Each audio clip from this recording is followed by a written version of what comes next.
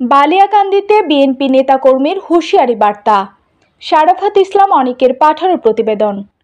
রাজবাড়ী জেলার বালিয়াকান্দি উপজেলায় কোনো চাঁদাবাজি চলবে না বলে জানিয়েছেন বালিয়াকান্দি উপজেলা বিএনপি নেতাকর্মী।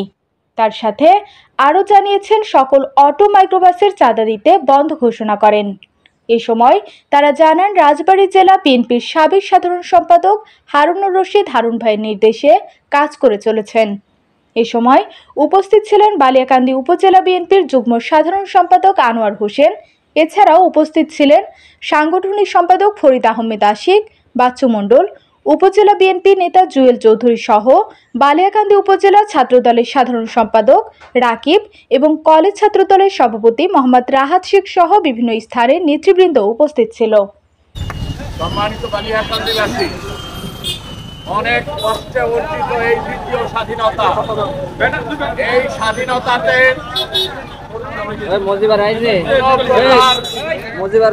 তাদেরকে দেখেছে আন্দোলনে দেখি নাই, তাদেরকে সংগ্রামে দেখি নাই।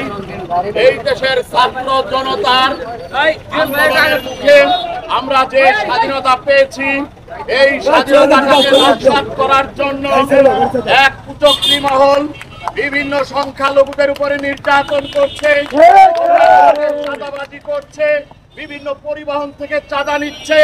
আমি আমাদের সাবেক সাধারণ সম্পাদক জনাব হারুনুর রশিদ হারুন সাহেবের নির্দেশ মতে আপনাদেরকে জানিয়ে দিতে চাই, বালিয়াকান্দি উপজেলা বিএনপির সংগ্রামী সভাপতি গোলাম শওকত সিরাজ এবং সাধারণ সম্পাদক গোলাম সরোয়ার ভুইয়া, এই দুইজন সহ যে কমিটি আছে, আপনাদের কাছে চাঁদা চাওয়া মাত্র আপনারা এই কমিটিকে ফোন করে জানাবেন।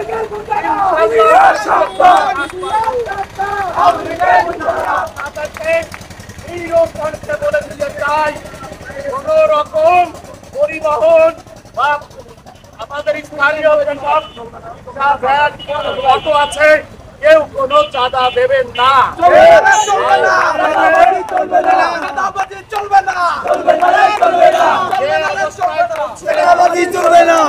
একটা ভালো দিনের অপেক্ষায় আমরা মানুষের ভালোবাসা নিয়ে আগামীতে বাংলাদেশ করতে চাই।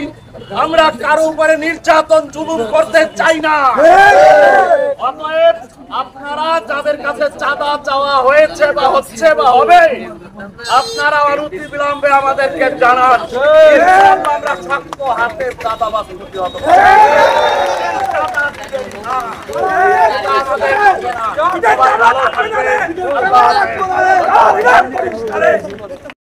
পতন করতে পারছি আমাদের জেলা বিএনপি উপরে